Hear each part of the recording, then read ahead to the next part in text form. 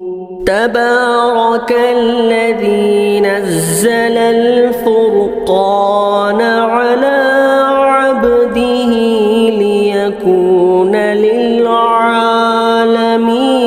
نذيرا۔ بھائی نے سوال کیا ہے مال ضائع ہونے کے باوجود صدقہ فطر کا وجوب برقرار رہتا ہے یا نہیں؟ دیکھیے میں ایک مثال سے جواب سمجھا دیتا ہوں۔ سوال یہ دیکھیے، ایک آدمی اگر عید کے دن صبح صادق کے وقت، صبح صادق کا وقت مطلب جس وقت سحری کا وقت ختم ہوتا ہے تو اس وقت صبح صادق کا وقت وہاں سے شروع ہو جاتا ہے۔ تو اگر کوئی آدمی صبح صادق کے وقت صاحب نصاب تھا، اب وہ آگے چلتے ہوا اس طرح کہ وہ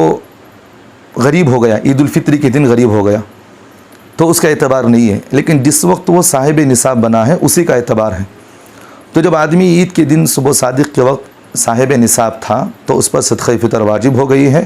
تو اگر وہ اسی وقت ادا کر دے تو بہت اچھی بات، لیکن ادا نہیں کر سکتا، مال اس کا ضائع ہو گیا، بعد میں کوئی مال اس کا ہڑپ لیا، کوئی مال اس کا چھین لیا، کوئی فقیر ہو گیا وہ آدمی،